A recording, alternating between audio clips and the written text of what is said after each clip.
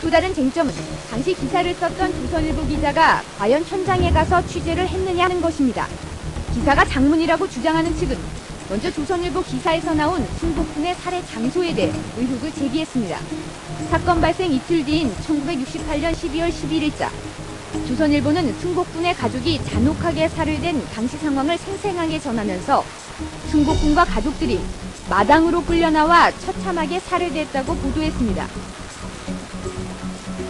주 여인을 비롯한 나머지 세 자녀를 모두 끌고 나가 10여 미터 떨어진 퇴비 더미까지 갔다.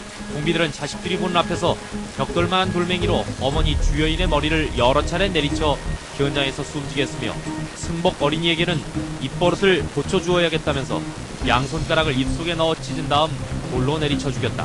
나머지 세 어린이도 돌로 짓이겨 죽인 다음 퇴비 더미를 덮었는데 강남 승원군은 다행히 치명상을 입지 않아 살아났다. 그러나 당시 현장을 취재했던 경향신문 기자는 살해 장소를 방안으로 추정했습니다. 마을 주민들로부터 살해 장소가 방안이라는 얘기를 들었고 방안에 피가 흥건히 고여 있었기 때문입니다. 살해 장소가 어디냐 그런데 그 당시 정원 보면 그 방들에 막 그 피가 거기까지 배어나와서 꿀럭꿀럭 했다는 거거든, 표현이. 그럼 거기 가서 그거 들여다보면 당연히 거기가 살해 현장이라고 해야 되는데. 조선일보는 다음 날 사진 기사에서 살해 장소를 안방으로 번복했습니다. 이에 대해 당시 조선일보 취재기자는 데스크가 일방적으로 기사를 고쳤기 때문이라고 해명했습니다. 그리고 마당에서 살해된 것으로 판단한 근거는 시신이 발견된 마당 퇴비더미 옆에 피 묻은 돌멩이가 있었기 때문이라고 주장했습니다. 네, 중간에 나온 신문 기사를 보면 기자가 마치 살해 현장에 같이 있었던 것처럼 굉장히 생생하게 묘사되어 있는데 저런 기사가 어떻게 가능할 수 있었습니까? 네, 그렇습니다. 당시 기사를 보면 이 공비들이 자식들이 보는 앞에서 벽돌만한 돌멩이로 어머니의 머리를 내려쳤다든지 아니면 승복군의 입버릇을 고쳐주겠다면서 손가락을 집어넣었다든지 이런 식으로 이 현장을 목격하지 않은 사람이라면 나올 수 없을 정도의 생생한 목격담을 쓰고 있습니다. 그렇죠. 승복군의 형을 인용해서 처음에 기사를 썼다고 돼 있지만 형은 다 아시다시피 사건 다음 날 새벽에 병원으로 후송된 상태였고요. 이 주민들의 얘기를 썼다고 나중에 해명을 했지만은요, 이 실제 상황을 목격하지 않은 이상 이렇게 생생한 기사를 쓸 수 있는 것인지 의문이 제기되고 있는 겁니다. 그렇다 하더라도 승복군의 형이 새벽에 병원으로 옮겨지기 전에 숙모한테 얘기를 했고 그리고 그 숙모가 또 동네 주민들한테 얘기를 하고 그 얘기가 조선일보 기자에게 전달이 돼서 그런 기사가 나올 수 있는 거 아니겠습니까? 조선일보의 이 보도가 나간 뒤에 다른 신문 기자들은 이 사실을 확인하기 위해서 이 백방으로 수소문을 했다고 합니다. 예. 그런데도 이런 얘기를 하는 주민들을 만날 수가 없어서 그러니까 도저히 확인이 안 돼서 기사를 받지 않았다고 하거든요. 여기서 조선일보 기자가 도대체 누구한테 이 얘기를 들었는지 밝혀낸다면 이 의혹은 아주 단순하게 해결될 수 있을 겁니다. 그런데 조선일보 기자는 당시 다른 정황은 기억이 나지만 이 사실을 누구로부터 들었는지, 이 말해준 주민이 누구인지, 여자인지 남자인지조차도 기억이 나지 않는다고 말하고 있습니다. 수사 기자들이 현장에서 조선일보 기자들을 보지 못했다는 점도 의혹의 근거로 제시되고 있습니다. 사건이 일어난 다음 날인 10일 아침 9시경 대부분의 기자들은 강릉에서 경찰 브리핑을 듣고 이승복 상가로 출발했다고 합니다.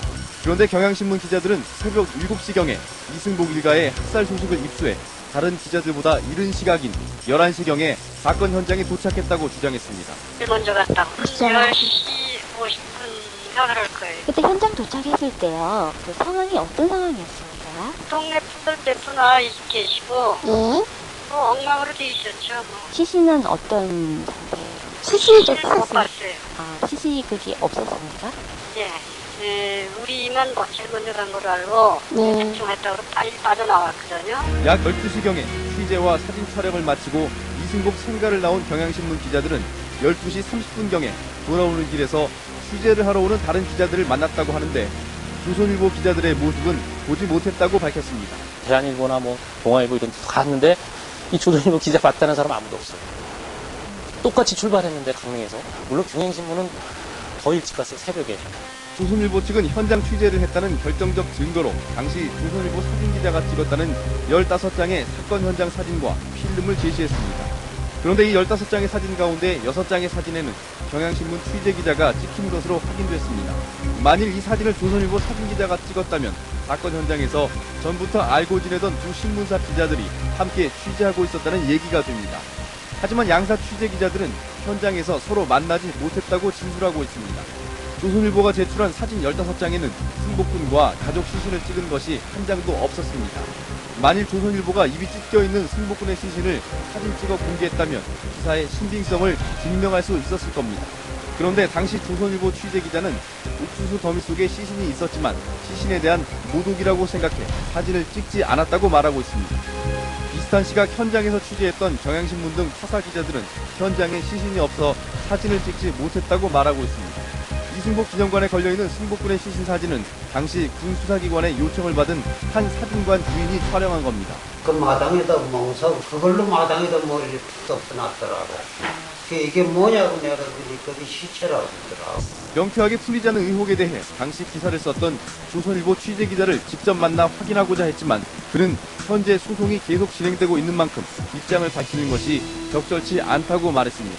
재판부 결정이 끝난 후에 그래서 저희가 지금 이번에 인사사고 당신네들이 저 뭣을 결정할 거 아니고 끝나고 난 후에 얘기하죠. 또 유일한 현장 목격자인 승복군의 형 학권 씨도 주한 가족사와 관련된 논쟁에 더 이상 휘말리고 싶지 않다며 취재를 거부했습니다. 지금까지 얘기한 거 다 했고요. 네. 다 만나봐서 뭐 잠시 전에 얘기한 거데 이제까지 이제 와서 뭔 얘기를 또 하겠어요. 네, 워낙 오래된 사건이다 보니까 사실을 정확하게 밝히는데 어려움이 참 많겠습니다. 그런데 권혜진 기자, 어쨌든 조선일보가 현장에서 찍었다고 주장하는 사진이 있으니까 조선일보 측이 현장 취재를 한 것은 사실 아니겠습니까? 네, 그런데 당시 현장에 있었던 주민들을 만나봤는데요. 기자들뿐 아니라 미군이라든가 다른 여러 사람들이 많이 와서 사진을 찍었다라고 얘기를 하고 있거든요. 그렇기 때문에 의혹을 제기하는 측에서는 조선일보 측이 제출한 사진이 조선일보가 찍은 것이 아니라 다른 제3자가 찍었을 가능성이 상당히 있다라고 강하게 주장하고 있는 상황이죠. 어쨌든 조선일보가 의혹을 제기하는 쪽에 소송을 걸어서 6년째 재판이 지금 계속되고 있죠? 네, 지난 98년 조선일보는 의혹을 제기했던 사람들을 명예훼손으로 민형사 소송을 제기했습니다. 4년 만인 지난 2002년 9월에 형사 1심 판결이 났고요. 지난주죠. 바로 지난주에 민사 1심 선고가 있었습니다. 맨 처음 의혹을 제기했던 사람은 현재 고려대학교에 재직 중인 김윤환 교수였습니다. 김 교수는 지난 90년 한국언론재단이 펴낸 오부와 정정이라는 책에서 앞에서 언급한 이런 의혹들을 근거로 조선일보의 이승복 보도는 대표적인 오보 사례라고 주장했습니다. 이 기사는 사건 취재에 뒤늦게 참여한 기자가 상상력과 글솜씨를 최대한 동원하여 날조한 것이었다. 그리고 날조한 사실이 이미 언론계에 공공연한 비밀이 되어 있는 상황에서도 이승복은 아직도 반공 이데올로기 선전에 훌륭한 재료로 이용되고 있다. 이어 92년 당시 언론노보 기자였던 김종배 씨도 조선일보의 기사가 꾸며진 것이라고 주장했습니다. 이러던 중 지난 98년 언론적 시민연대가 한국 언론의 대표적 오보 사례로 조선일보의 이승복 기사를 꼽고 오보 전시회까지 열자 조선일보가 적극 대응에 나섰습니다. 60년대 상황이나 70년대 상황까지는 하더라도 기자가 현장에 가지 않고 쓰는 그런 사례는 많이 있었던 거라고 저는 있었을 거라고 저는 생각을 합니다. 이승복 사건처럼 우리 사회에 끼친 특히 어린이 청소년 교육에 엄청난 영향을 끼친 그런 사건들이 그렇게 조작된 형태로 담아 있어서는 안 된다라는 측면에서 좀 우리 취재 관행과 같이 묶어가지고 우리 언론의 잘못된 보도 태도나 잘못된 보도 관행 그런 문제들을 한꺼번에 제기한 거죠. 조선일보는 오보 전시회를 열었던 당시 언계련 사무총장 김주원 씨와 장문기사 의혹을 제기한 김종배 기자에 대해 명예훼손으로 민형사 소송을 냈습니다.